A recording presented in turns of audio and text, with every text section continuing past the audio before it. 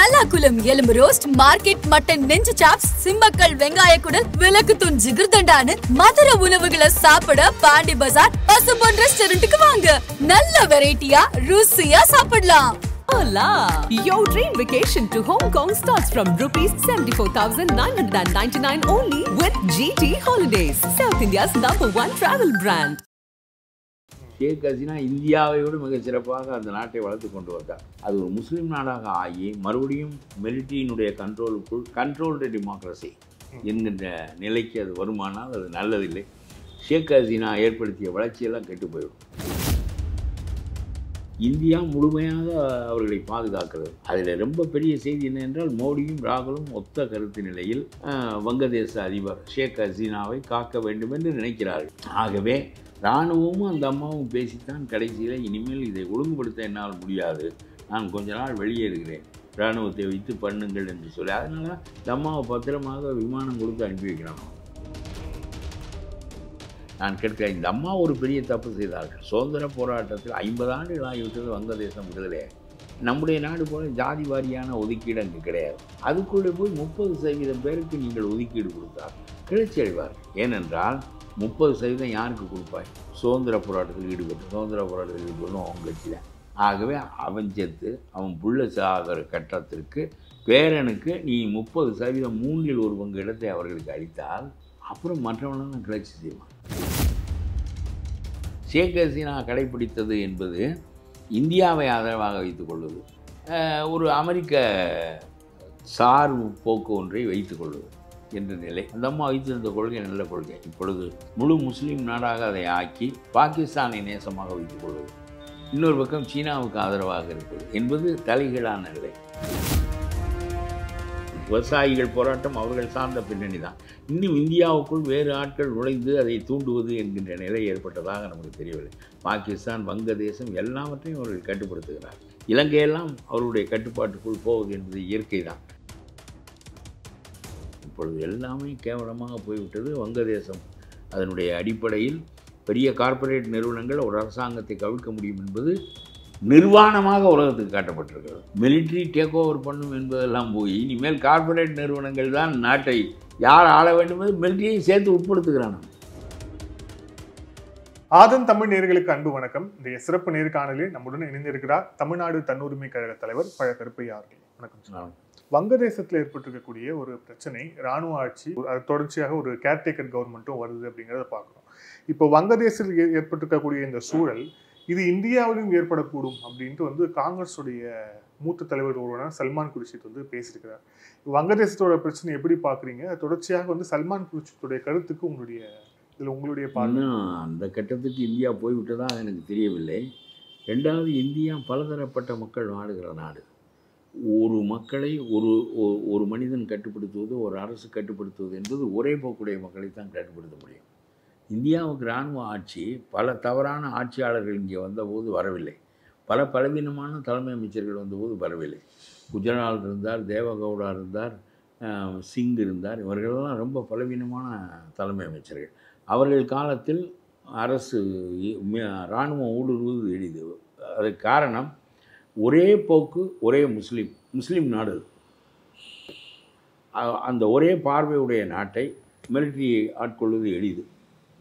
ஆனால் நம்முடைய பலதரப்பட்ட இனங்கள், பலதரப்பட்ட மதங்கள், பலதரப்பட்ட நாகரிகங்களுடைய மிகப்பெரிய நாடான இந்தியா ஒரு பக்கம் அணைந்திருந்தால் இன்னொரு பக்கம் பொத்துக்கொள்ளும். ஒரு இராணுவ அதற்கு பெரிய அளவுக்கு நாடு விழுந்திருக்க வேண்டும். பெரிய கெட்டே போய்விட்டது. இனிமேல் இவர்களை மக்கள் நம்ப மாட்டார்கள். அந்த கட்டத்தை அரிஸ்டாட்டில் சொல்லுகிறான். ஒரு ஜனநாயகம் என்பது சீரடிந்து போய் மக்களை கரப்ஷன் என்பது டு தி கார் அவ்வளவு பெரிய நிலைக்கு போகின்ற போது இராணுவம் உள்ளே நுழைந்தே ஆகும் என்று அடித்து சொல்லுகிறான் அரிஸ்டாட்டில். அவன் பொயட்டிக்ஸில் சொல்லுவான், தெளிவாக சொல்லுவான், எப்படி மாறி மாறி வரும் என்று சொல்லுவான். ஆகவே மக்கள் கொஞ்ச காலம் அது முட்டி நிற்கின்ற போது வெடிக்கும். அதுபோல் வெடிப்பது கூட மற்ற நாடுகளில் ஏற்படுவதை விட தாமதமாகும் இந்தியா. என்ன காரணம் என்றால் இந்த பல்வேறு போக்கு. ஒரு பக்கத்தை அவன் அணைப்பான், ஒரு பக்கம் பொத்துக்கொள்ளும். அதனால் அது அந்த அளவுக்கு இன்னும் மோடி ஆட்சி மோசமாக போகவில்லை என்பதுதான் என்னுடைய கருத்து. காங்கிரஸ் எப்படி ஆவண்ணா ராஜா போன்ற ஊழல்களெல்லாம் ஏற்பட்டு அந்த ஆட்சி கவிழ்ந்து பிறகு மீண்டும் 10 ஆண்டுகள் ஆகிவிட்டது. அவர்கள் எழுந்திருப்பது சிரமமாக இருக்கிறது. இப்பொழுது இவர் ஒரு பகுதி மக்களை வைத்து கொண்டு ஆட்சி நடத்துகிறார். ஆகவே இந்தியாவில் ஒரே நாளில் அதுபோல் இராணுவ ஆட்சி வருவது, இவர்கள் ராஜினாமா செய்துவிட்டு போகுது. இராணுவ ஆட்சி வருவதற்கே இந்த அம்மா ராஜினாமா செய்து கொடுத்து விட்டு வருகிறார்களே. நம்முடைய இலங்கை ராஜபக்சேயை போல ஓடி ஒழியவில்லை. எங்கேயோ எந்த நாட்டில் வாழ்கிறோமோ என்று கூட தெரியாத அளவுக்கு பாதுகாப்பாக இருந்ததற்கு மாறாக இந்தியாவில் இருக்கிறார்கள், டெல்லிக்கு பக்கத்தில் இருக்கிறார்கள். இந்தியா முழுமையாக அவர்களை பாதுகாக்கிறது. அதில் ரொம்ப பெரிய செய்தி என்னவென்றால், மோடியும் ராகுலும் ஒத்த கருத்து நிலையில் வங்கதேச அதிபர் ஷேக் ஹசீனாவை காக்க வேண்டும் என்று நினைக்கிறார்கள். ஆகவே இராணுவமும் அந்த அம்மாவும் பேசித்தான் கடைசியில் இனிமேல் இதை ஒழுங்குபடுத்த என்னால் முடியாது, நான் கொஞ்ச நாள் வெளியேறுகிறேன், இராணுவத்தை வைத்து பண்ணுங்கள் என்று சொல்லி, அதனால இந்த அம்மாவை பத்திரமாக விமானம் கொடுத்து அனுப்பி வைக்கிறான் அவன். அதே மாதிரி தான். ஆனால் இப்போ என்ன இதில் மோசமான போக்கு என்றால், மீண்டும் அது அந்த சிறையிலே இருக்கிற பெண்மணியினுடைய மகனோ மற்றவர்களோ வந்து ஒரு போக்குடைய, ஒரு மதத்தை சார்ந்த போக்குடைய நாடாக அது வருமானால், செக்குலர் கண்ட்ரியாக இஸ்லாம் நாடுகள் இருப்பதில்லை. ஷேக் முஜிபுர் ரஹ்மான் ரொம்ப ஒரு நல்ல பதப்பட்ட அரசியல்வாதி என்பதனால் அது அப்படி இருந்தது. அங்கே இருக்கிற இந்துக்கள் அமைதியாகத்தான் இருந்தார்கள்.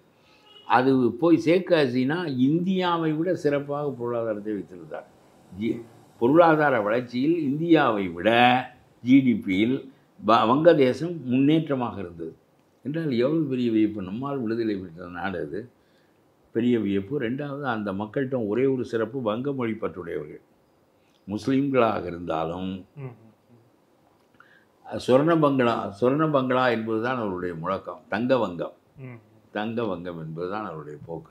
ஆகவே பெரிய நாடு, ஏராளமான முஸ்லீம்கள், இன்னொரு பக்கம் இந்துக்கள்.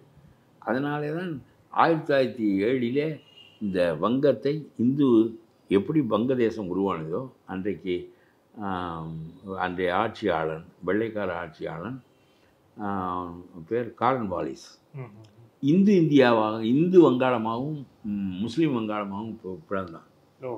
ஆமாம், கார்ன்வாலிஸ். அதனாலே இல்லை, கர்சான் அவர் பேர். கர்சான் என்ற குரங்கு கவர்ந்து விடுமோ என்று பாரதி எதிர்த்து எழுதுகிறார். ஏனென்றால் எங்கள் நாட்டை நாங்கள் மதபேதம் இல்லாத நாட்டை நீ வங்க முஸ்லீம் நாடு, இந்து முஸ்லீம் நாடு என்று நீ பிரித்தால், அப்படியும் எங்களுடைய நாட்டை இவ்வளவு கேவலமாக நீ ஒரே மக்களை பிரிக்கிறாய், மதங்கள் வேறுபட்டால் என்ன? கர்சான் என்ற குரங்கு கவர்ந்தது. அதனாலே 1970 ஏற்பட்ட போராட்டம், இந்துக்களும் முஸ்லீம்களும் சேர்ந்து போராடி நாங்கள் ஒன்று என்று சொன்னதன் காரணமாக மறுபடியும் அந்த மாநிலங்களை சேர்க்க வேண்டியது வந்தது கர்சன். அதெல்லாம் ஒரு காலம். பிறகு அதே மதத்தின் காரணமாக பிளந்து கொண்டு போனார்கள். அது ஒரு பக்கம் இருக்கட்டும். எப்படி நான் நினைக்கிறேன், இராணுவம் சூப்பர் பவராக இருந்து கொண்டு பொம்மை ஆட்சியாளர்களை பாகிஸ்தானில் வைத்திருப்பது போல் அவர்கள் இருந்தால், இம்ரான் கான் இருப்பான், அப்புறம் ஷாநவாஸ் கானுக்கு தண்டனை ரத்து செய்வார்கள், அவர் அங்கேருந்து கூட்டி வருவார்கள், மறுபடியும் அவர் தம்பியை வைப்பார்கள், ஷாநவாஸ் கானை ஏற்றுவார்கள். எதுவாக இருந்தால் இராணுவம் தான் செய்யும். ஆனால் இராணுவம் நேரடியாக எல்லா நாடுகளும் இராணுவம் ஆளுவதை யாரும் விரும்புவதில்லை. அதனாலே இராணுவம் ஆளும், இந்த மனிதர்களை, பொம்மை மனிதர்களை வைத்து கொண்டு ஆளும். அதுபோல் வங்கதேசம் ஆகிவிடுமோ என்றால், ஷேக் ஹசீனா இராணுவத்தினுடைய சம்மதத்தோடு வங்கதேச விமானத்தில் ஏறி அவர் கைது செய்து உள்ளே வைக்க வேண்டியதானே. அதெல்லாம் செய்யவில்லை. இவர்கள் பத்திரமாக அனுப்பி வைத்து விட்டு, அதுவும் நட்பு நாடான இந்தியாவுக்கு அனுப்பி வைத்து விட்டு, நட்பு நாடான இந்தியாவும் அவரை வரவேற்று பத்திரப்படுத்தி கொண்டு, இவ்வளவு நிலைக்கு பிறகு இப்பொழுது அந்த எதிர் தலைவரையும் விடுவித்து விட்டார்கள். யாரையோ இப்பொழுது ஒரு நோபல் பரிசு பெற்றவரை வைத்திருந்தாலும் நான் சொல்லுகிறேன், அது ஒரு முஸ்லீம் நாடாக ஆகி மறுபடியும் மிலிட்டரியினுடைய கண்ட்ரோலுக்குள் அது ஒரு கட்டுப்பட்ட கண்ட்ரோல்டு டெமோக்ரஸி என்கின்ற நிலைக்கு அது வருமானால் அது நல்லதில்லை. ஷேக் ஹசீனா ஏற்படுத்திய வளர்ச்சியெல்லாம் கெட்டு போயிடும். ஷேக் ஹசீனா இந்தியாவை விட மிக சிறப்பாக அந்த நாட்டை வளர்த்து கொண்டு வந்தார். அவருக்கு அந்த பகை என்பது அவருடைய தகப்பனாரை கொன்ற கட்சி, அதை சிறையில் வைத்து விட்டார், கொடுமையாக கொண்டார்கள். அவ்வளோதான் என்று நினைக்கிறேன். ஆனால் சீனா ஒரு பக்கம், அமெரிக்கா ஒரு பக்கம். அந்த அம்மா ஷேக் ஹசீனா ஒன்று சொல்லியிருக்கிறார்கள், எனக்கு ஒரு இன்டர்நேஷ்னல் ஏர்போர்ட் மற்ற நிறுவனங்களெல்லாம் ஏற்படுத்தி கொள்வதற்காக இடம் கேட்டார்கள் வங்கதேசத்தில். அந்த இடத்தை நான் கொடுக்க மறுத்தேன். அதன் காரணமாக இவ்வளவு குழப்பங்களும் நேரிட்டு விட்டன என்று அவர்கள் சொல்லியிருக்கிறார்கள். ஆகவே இதில் அமெரிக்காவினுடைய பங்கோ அல்லது ஒரு பெரிய முதலாளித்துவ கார்ப்பரேட் நிறுவனத்தின் பங்கோ இருக்கிறோம். அவர்கள் கார்ப்பரேட் நிறுவனம் என்பது போலத்தான் சொல்லியிருக்கிறார்கள். அமெரிக்கா என்று நேரடியாக சொல்லவில்லை. ஆகவே இப்பொழுது பாருங்கள், ஒரு கார்ப்பரேட் நிறுவனம் நினைத்தால் ஒரு நாட்டினுடைய ஆட்சியையே போக்கிவிட முடியும் என்கிற நிலைக்கு வந்து விட்ட பிறகு இனிமேல் எல்லா பிரதம மந்திரிகளும் கனகப்பிள்ளை வேலை பார்க்க வேண்டியதுதான். முதலாளியாக இருப்பவன் வேறாக இருப்பான். ரொம்ப ரொம்ப இந்த லிபரலைஸ்டு எக்கானமி, குளோபலைஸ்டு எக்கானமி ரொம்ப மோசமான நிலையை நோக்கி உலகத்தின் போக்கை கொண்டு போவதாக நினைக்கிறேன். அவன் ஒரு நிறுவனத்தை இங்கே உண்டாக்க நினைக்கிறான். அவனுக்கு இன்டர்நேஷ்னல் ஏர்போர்ட் தேவைப்படுகிறது. எதுவாக இருந்தாலும் நான் கேட்டால் நீ கொடுக்காவிட்டால் நான் எதிர்த்தரப்புக்கு உதவி செய்து, அவர்கள் வைத்திருக்கிற பணம் ஒரு அரசாங்கத்தினுடைய பணத்தை விட கூட, அதனால் எதிர்த்தரப்புக்கு உதவி செய்து கழகத்தை பெரிதாக்கி கொண்டே போவேன் என்று சொல்லி அவர்கள் அதை செய்கிறார்கள். நான் கேட்கிறேன், இந்த அம்மா ஒரு பெரிய தப்பு செய்தார்கள். சுதந்திர போராட்டத்தில் 50 ஆண்டுகள் ஆகிவிட்டது வங்கதேசம் விடுதலையாக. நம்முடைய நாடு போல ஜாதி வாரியான ஒதுக்கீடு அங்கே கிடையாது. ஜாதிகள் கிடையாது இஸ்லாத்தில். அதனால் அதை பற்றி பேசுறது. அதுக்குள்ளே போய் 30% பேருக்கு நீங்கள் ஒதுக்கீடு கொடுத்தால் கிளர்ச்சி அடைவார்கள். ஏனென்றால் 30% யாருக்கு கொடுப்பாய்? சுதந்திர போராட்டத்தில் ஈடுபட்டு அவன் கட்சி தான், அவன் பூரா அவன் கட்சி. ஆகவே அவன் செத்து அவன் புள்ள சாகிற கட்டத்திற்கு பேரனுக்கு நீ 30% 3 1 பங்கு இடத்தை அவர்களுக்கு அளித்தால் அப்புறம் மற்றவனும் கிளர்ச்சி செய்வான்.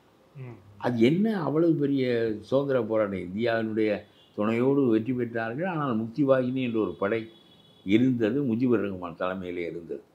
சுதந்திரத்துக்கு உண்மையிலே பாடுபட்டவர்கள் பாகிஸ்தானுக்கு எதிராக.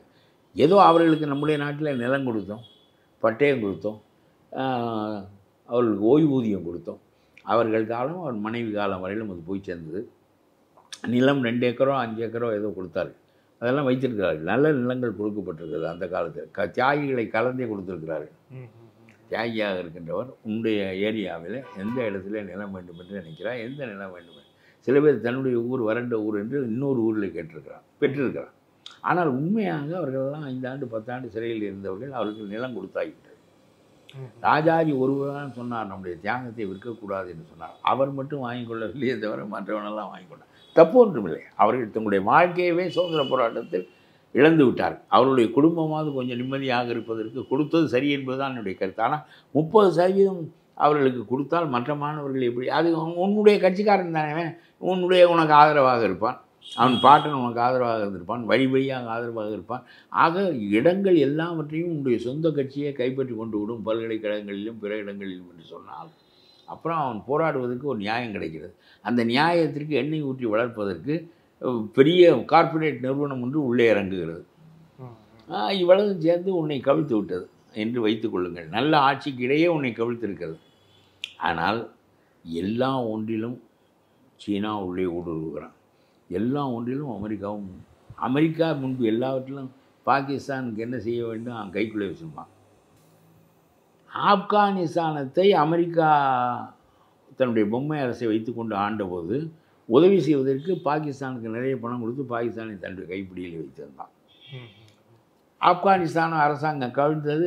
அமெரிக்காக்காரன் போய்விட்டான், தாக்கு பிடிக்க முடியாமல் பாகிஸ்தான்காரனை கைவிட்டு விட்டான். இப்பொழுது சீனாவோடு சேர்ந்துக்கிறான்.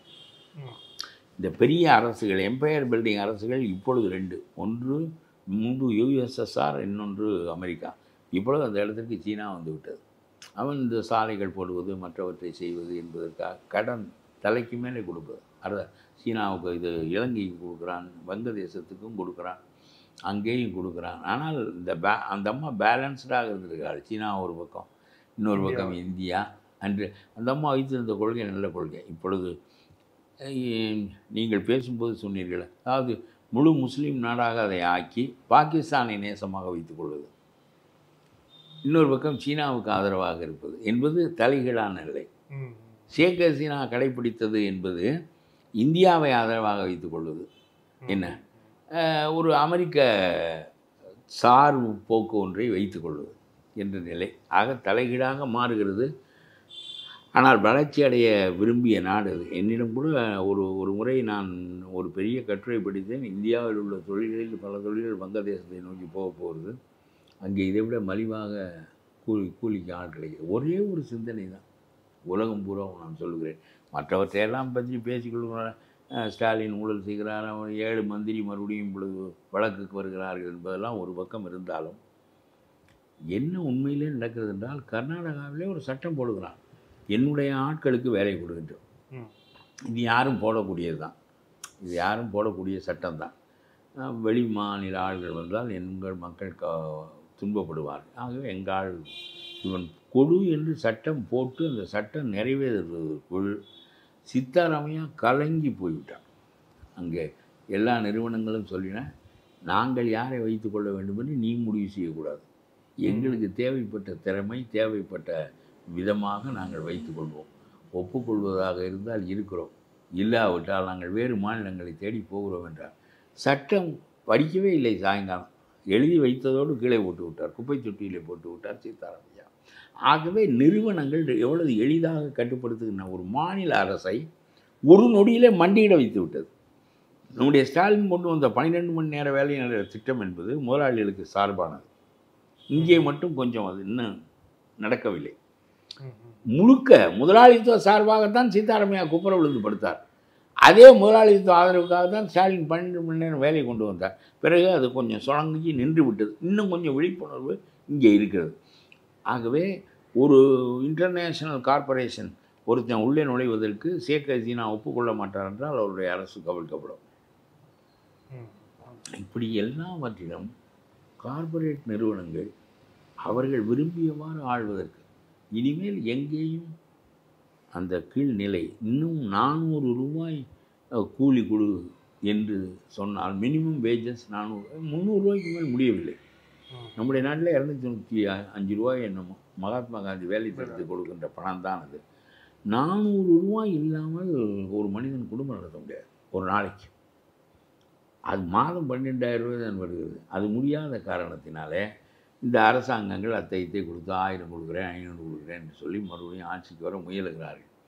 ஆகவே இது போக போக போக போக எனக்கு ரொம்ப இந்த இன்இக்வாலிட்டி பெரிதாக போகிறது என்பது ஒன்று, அரசாங்கங்களை அவர்கள் மாற்றி அமைத்து விடுகிறார்கள் என்பது 2. கர்நாடக அரசு போல் அரசுகளை ஒரு நேரத்தில் காலையில் அவன் படித்து முடித்து செய்தி வெளியாகி சாயந்தரம் மண்டிட்டு விட்டான்.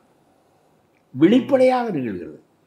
ஆகவே இந்த இனிமேல் உலகத்தினுடைய பெரும் முதலாளிகள் அவர்கள் தான் நாடாழ்வார்கள். அவர்கள் விருப்பத்திற்கு மாறாக எதுவுமே செய்ய முடியாது. 12 மணி நேரம் வேலை செய்கின்றால் செய்ய வேண்டியதுதான். அவன் என்ன செய்ய சொல்லுகிறானோ அதை செய்ய வேண்டியதுதான். அவனுடைய வெல்த்துக்கு இந்தியாவில் உள்ள பெருமுதலாளிகளுடைய சொத்தினுடைய அடிப்படையில் 2% வரி போட்டால் போதும், 20% மக்களுடைய ஏழ்மையை எடுக்க முடியும் என்று பிக்கெட்டி தெரிவித்தார், பிரான்ஸ் எக்கானமிஸ்ட். இப்பொழுது இருப்பதிலேயே அவர்தான் ரொம்ப பெரிய பொருளாதார நிபுணராக கருதப்படுகிறார். அவர் அண்மையில் வெளியிட்ட எக்கனாமிக் தியரி இது. 2% tax, if you impose 2% tax on the wealth of the corporates, you can relieve 20% of the Indians என்று அவர் சொன்னார். ஆகா, இவர் சொன்னவுடன் ஆய்வு என்று குதித்தார்கள் எல்லாரும். அதுக்கு எதிரான கருத்துக்களை உருவாக்குவதற்கு முயன்றார்கள். தாமஸ் பிக்கெட்டி ஒரு பிரான்ஸ்காரர், பெரிய பொருளாதார நிபுணர். எனக்கு தெரிய இப்பொழுது உலகத்தின் மிகச்சிறந்த பொருளாதார நிபுணர் என்று அவரைத்தான் சொல்லுகிறார்கள்.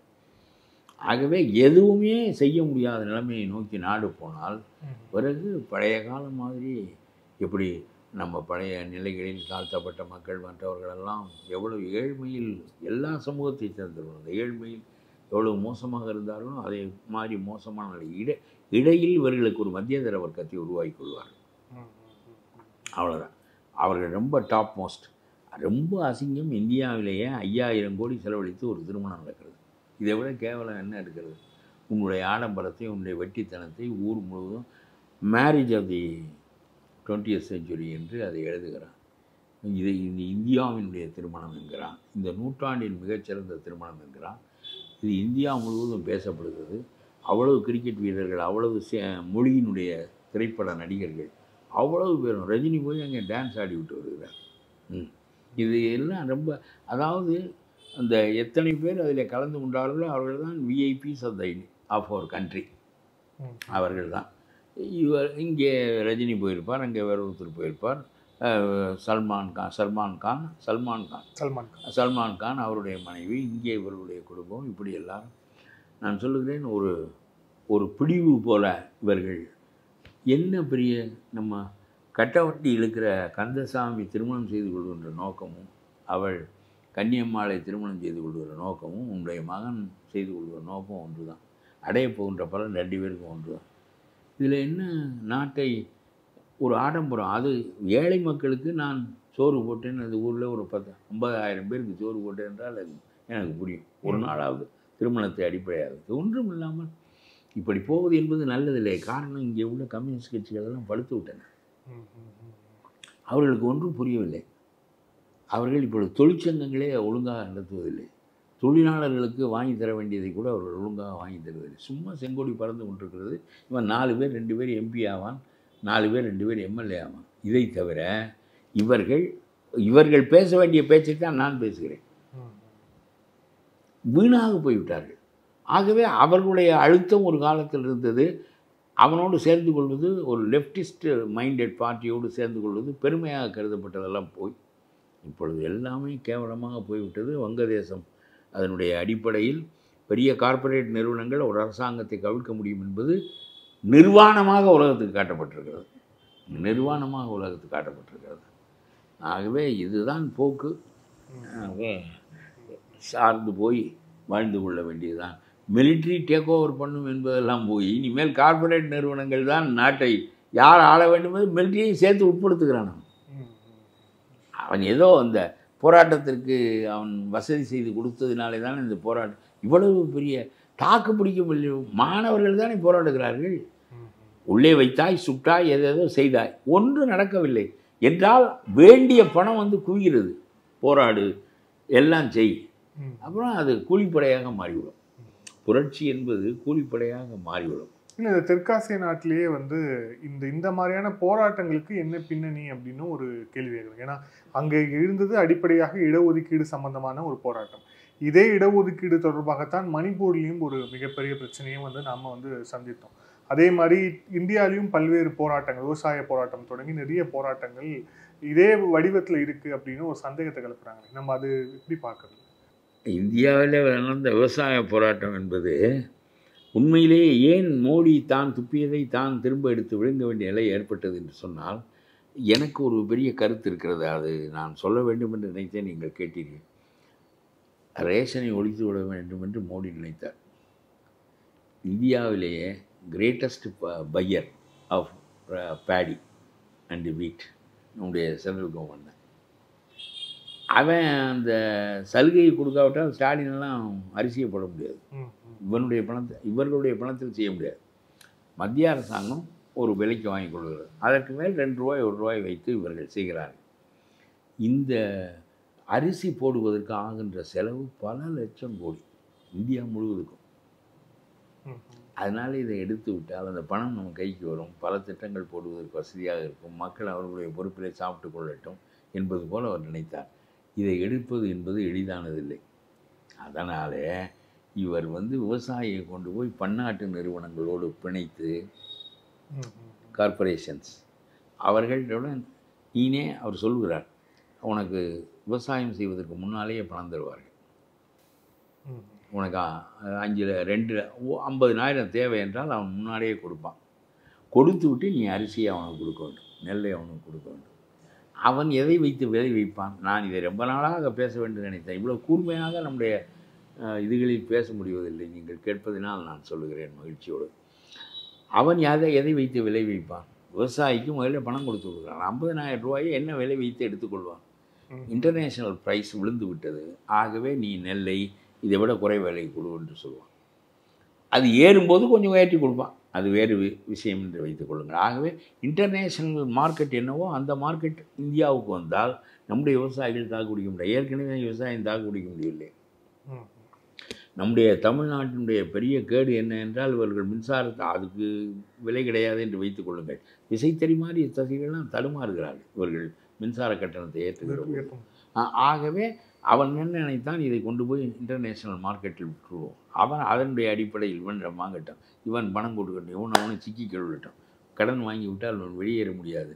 ஆகவே இவர் விவசாய சட்டத்தை போட்டு இவர் சொன்ன பெரிய கருத்து, உனக்கு முன்னாலேயே பணம் தருவான், உன்னுடைய பொருளுக்கு விளைவித்த பொருளுக்கு உறுதியான சந்தையை அவன் ஏற்படுத்தி விடுகிறான், உன்னிடம் வாங்காமல் அவன் இருக்க முடியாது அந்த பொருளை, ஆகவே நீ பாதுகாப்பாக இருப்பாய் என்று சொன்னார். ஆனால் அவன் விளை வைப்பது உன்னுடைய குறவிலையை பிடிப்பான் என்று மோடி சொல்லவில்லை. இது பஞ்சாபுக்கு புரிந்தது. நம்முடைய ஆட்களுக்கெல்லாம் அவ்வளவுக்கு வரல. பஞ்சாப் தான் இதில் ரொம்ப கிரீன் ரெவல்யூஷனால் பெரும் பயன் அடைந்தோம். நாமெல்லாம் அடைந்தோம். இந்தியா புறம் அடைந்தது என்றாலும் கிரீன் ரெவல்யூஷனால் தான் பெரும் பயனை பாகிஸ்தானியர் அடைந்தார்கள். ஏனென்றால் ஒரு உறுதியான அரசாங்கம் இன்ன விலைக்கு வாங்கிவிடும் என்றால் அதற்குள் நாம் கட்டுப்படுத்தி நாம் லாபம் பார்த்தோம். இதனுடைய பாதுகாப்பு அதில் இல்லை என்று அவர்கள் நினைத்தார்கள். கடைசியில் எல்லாத்தையும் எடுத்து விட்டால் ரேஷன் அரிசிக்காக அரசாங்கம் வாங்காது என்றால் இவன் ஒவ்வொரு வியாபாரியாக அலைய வேண்டிய அது பாதுகாப்பில்லை. கடுமையாக அவர்கள் நின்றார்கள். பிறகு அதை எடுக்க வேண்டிய ஒரு கட்டாயம் அவருக்கு ஏற்பட்டது. இதில் இவ்வளோ பெரிய பின்னணி இருக்கிறது என்று மக்களுக்கு தெரியாது. கார்ப்பரேட் கையிலே அவர் கொண்டு போய் விடுவது என்பது நல்லதா? ரேஷன் அரிசியை எடுத்து விடுவது என்பது நல்லதா? இவ்வளவு பெரிய பின்னணியே அவர் மனதிற்குள் வைத்துக்கொண்டு இதை செய்கிறார். இது ஊகிக்கப்படுகின்ற ஒரு கருத்து தான். ஆக மொத்தம் அந்த இது தோல்வி அடைந்தது. இன்னும் இந்தியா இராணுவம் மேற்கொள்ளுகின்ற அளவுக்கெல்லாம் ஒரு நிலை ஒன்றும் இல்லை. குறிப்பாக அந்த போராட்டங்களுக்கு பின்னணி, அந்த போராட்டங்கள் இது அவர்கள் சார்ந்த பின்னணி தான். விவசாயிகள் போராட்டம் அவர்கள் சார்ந்த பின்னணி தான். இன்னும் இந்தியாவுக்குள் வேறு ஆட்கள் நுழைந்து அதை தூண்டுவது என்கின்ற நிலை ஏற்பட்டதாக நமக்கு தெரியவில்லை. பாகிஸ்தான், வங்கதேசம் எல்லாவற்றையும் அவர்கள் கட்டுப்படுத்துகிறார். எல்லாவற்றையும் கட்டுப்படுத்துகிறார். இலங்கையெல்லாம் அவருடைய கட்டுப்பாட்டுக்குள் போவது என்பது இயற்கை தான். சுற்றி இருக்கிற எல்லா நாடுகளும், பூட்டான் நமக்கு இந்தியாவுக்கு சார்பாக இருக்கிறது, பக்கத்திலே ரோடு போடுவதற்கு அவன் உள்ளே மல்லு கட்டி கொண்டு நுழைகிறான். பூட்டான் பயப்படுகிறான். அப்புறம் அங்கிட்டும் இந்த பக்கமுமாக இருந்து கொள்கிறான் பூட்டான். ஒரு மன்னர் ஆட்சி, சின்ன நாடு. ஆகவே ரொம்ப இந்தியாவால் எவ்வளோ காலத்துக்கு பூட்டானை வைத்துக் கொள்ள முடியும் என்று தெரியாது. ஆனால் இந்தியாவினுடைய அயல் விவகார கொள்கைகள் பூராவும் தவறானவை. அவற்றை சுற்றி இருக்கிற எந்த நாடுகளும் இவர்களோடு இல்லை. பூட்டான் ஒரு ஆட்டத்தில் இருக்கிறான்.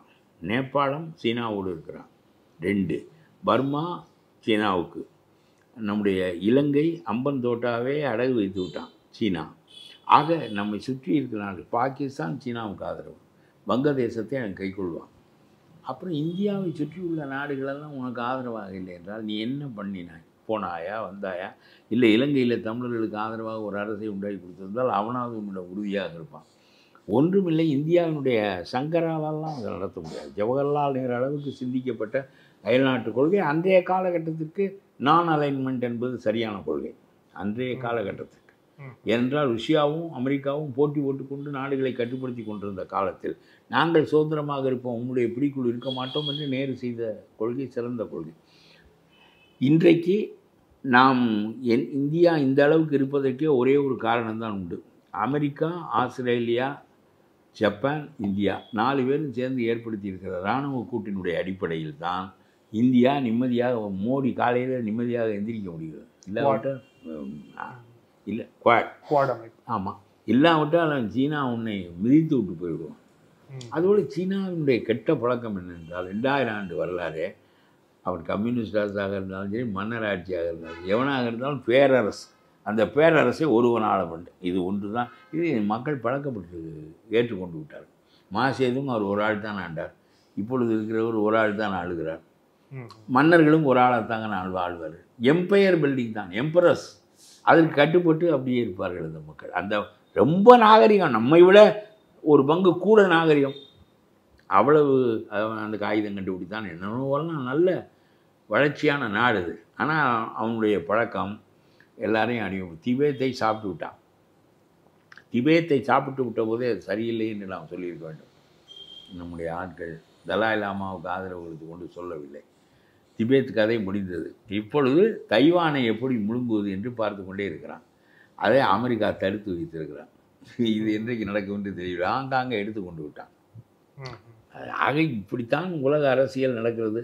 எல்லாவற்றையும் நாம் பேசிவிட்டு ஒரு நாள் காலை செய்தித்தாளை பார்ப்பதற்கு நாம் இருக்க மாட்டோம். உலகம் இப்படியே தான் போகும். நன்றி சார். பல கேள்விகள். சரி, நல்லது.